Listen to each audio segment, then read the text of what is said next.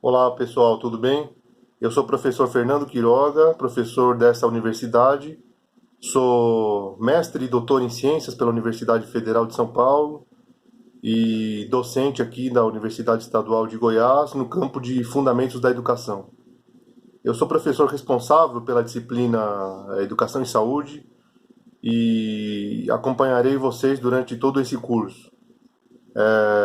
Este é um vídeo só de apresentação, portanto eu vou falar em linhas gerais o que nós vamos ver durante todos esses encontros nossos aqui de modo remoto, né? E aí dar algumas orientações sobre o modo como nós vamos trabalhar aí ao longo desse curso. Quero desejar a vocês um excelente curso de antemão, quero acolher a todos, já dizer que eu estou à disposição para auxiliá-los, para caminhar junto com vocês ao longo dessa jornada. Bom, dentre os principais temas que eu preparei como na montagem dessa ementa, dessa disciplina, é uma disciplina recente da universidade, nós não tínhamos essa disciplina, ela foi oferecida no CEAR no semestre passado pela primeira vez.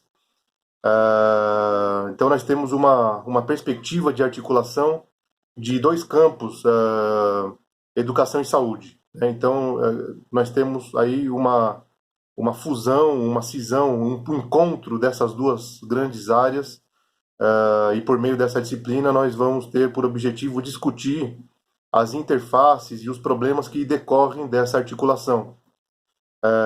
Como isso acontece, né? Então, um primeiro momento, nós vamos discutir como atividade online número um, nós vamos discutir a interface que existe entre esses dois campos, né? Como que estes campos se articulam de um modo interdisciplinar, multidisciplinar, né? Então nós vamos discutir os aspectos epistemológicos, os aspectos científicos que dizem respeito tanto ao mundo da educação quanto ao mundo da saúde e como eles se encontram no plano teórico, mas também no plano prático, né? E nós vamos ver isso incidindo na realidade propriamente dita nos próximos encontros, né? Então, por exemplo, quando a gente entra no tópico 2, que são a atividade online número 2, nós temos aí uma discussão muito candente, muito atual, inclusive, que é a questão do déficit de atenção, né? O TDAH,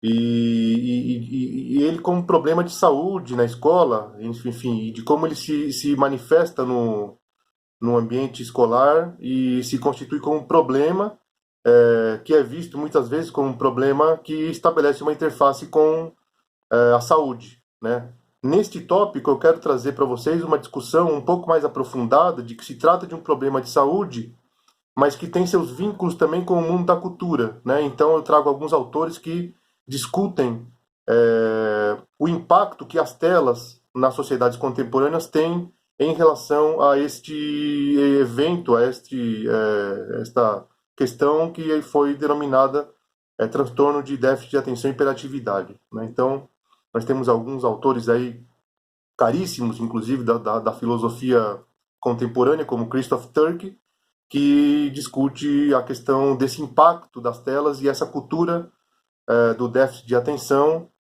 e de como esses alunos que são acometidos por essa problemática têm uma série de dificuldades aí para se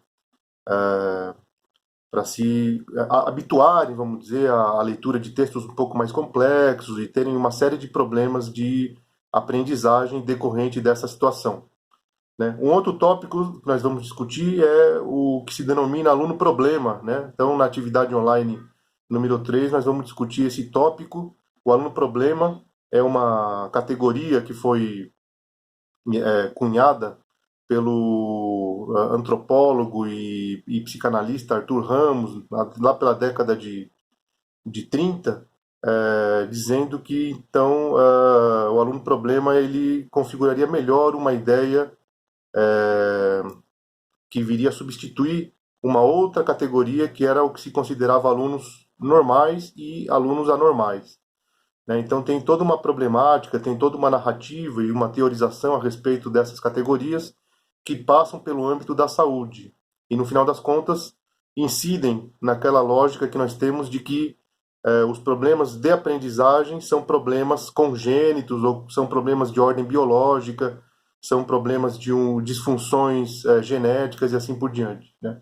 Há toda uma construção, então, aí, teórica sobre essas categorias, aluno-problema, que passam também pela composição social, que passam pelo meio social, ou seja, pelos condicionantes e determinantes econômicos, enfim, modos de vida, de hábitos que essas pessoas têm e que acabam tendo maior ou menor dificuldade no seu desenvolvimento escolar. Também um tema muito importante, muito que é atravessado então tanto pela educação quanto pela saúde. Na atividade online número 4, nós vamos estudar um fenômeno, né, e visto por alguns como um fenômeno, que é o fenômeno do mal-estar docente, e visto também como uma patologia, ou seja, a síndrome de Burnout, né, ou seja, que é o estado de fadiga, o estado em que o professor ele tem respostas negativas e de depressão, etc., que ele se sobrecarrega demais com o seu fazer, a sua profissão, e acaba tendo uma série de consequências com isso, né? Como depressão, como faltas recorrentes ao ambiente de trabalho, como estresse acima do normal, né? E tendo que se medicar e assim por diante. Então nós temos aí um quadro também a ser analisado, que não dá para ser restrito só ao indivíduo, mas se estabelece uma relação com toda a sociedade, né? Como a própria organização está organizada, a crise na educação, as condições de trabalho, as jornadas exaustivas. Então, tudo isso converge para que esses professores, como categoria profissional, sejam acometidos desse sentimento de mal-estar profundo e dessa síndrome de Burnout, que nada mais é do que o esgotamento total de suas forças, vamos dizer, né? A sua fadiga, vamos dizer, o fato dele estar extenuado diante da sua condição profissional e que acaba influenciando aí em toda a sua vida privada também. Então, essa é uma discussão muito relevante, né? Muito que tem que ser olhado com muita seriedade para que a gente possa aí depreender algumas interpretações não demasiado localizadas também para um plano meramente biológico, mas dentro de uma conjuntura mais ampla. No tópico 5, nós vamos estudar a escolarização hospitalar, né, que é um outro ramo que se inaugura no âmbito da educação mais recentemente, né, 2000 para cá, mais ou menos. Isso começa a ser um ramo mais efervescente, começam a existir trabalhos publicados a respeito e começam a ter essa abordagem dentro dos hospitais, que é nada mais, nada menos do que assegurar ao aluno o seu direito à escolarização, independente das situações de saúde que ele se encontre. Então, por exemplo, alunos gravemente enfermos, alunos que têm que passar por um período relativamente longo de internação em decorrência de seu quadro de saúde, ele tem a continuidade escolar dentro do hospital, né? Então, existem várias propostas no Brasil, uma delas é a escola móvel, que está localizada no GRAAC, na capital paulista, que desenvolve essa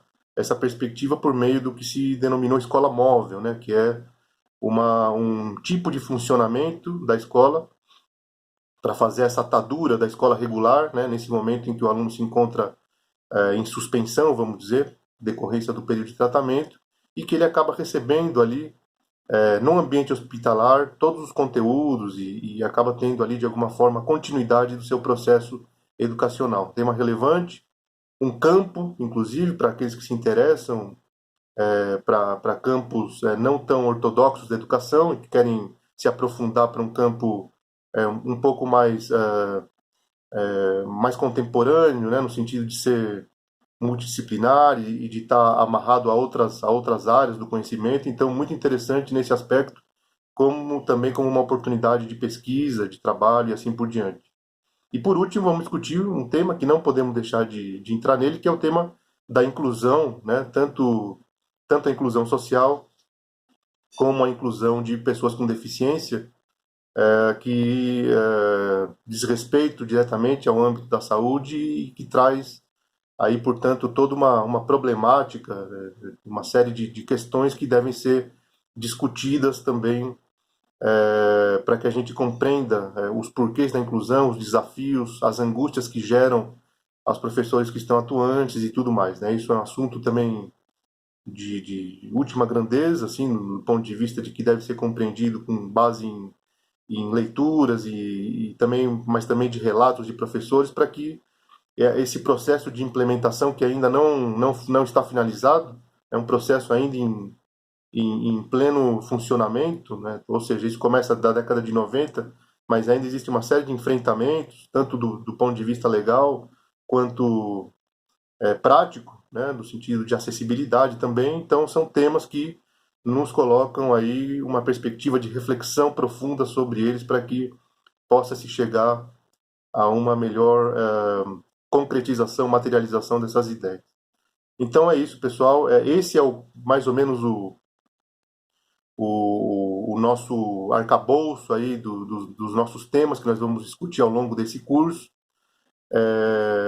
Todas as atividades estão planejadas, considerando aí uma atividade para que vocês façam e pontuem aí do ponto de vista de frequência, mas também de notas, né? Então eu espero que vocês aproveitem bastante, contem comigo como docente, mesmo neste modelo à distância, nós estamos à disposição de vocês para que possamos ajudá-los da melhor forma possível. E sugiro que vocês aí curtam bastante, que possam fazer as leituras, possam participar das atividades e possam me questionar quando julgarem necessário para que sane as dúvidas de vocês. Tá? Eu desejo a vocês um excelente curso e reforço que estou à disposição para quando vocês necessitarem. Um abraço a todos e até as próximas, até os encontros propriamente ditos. Um abraço.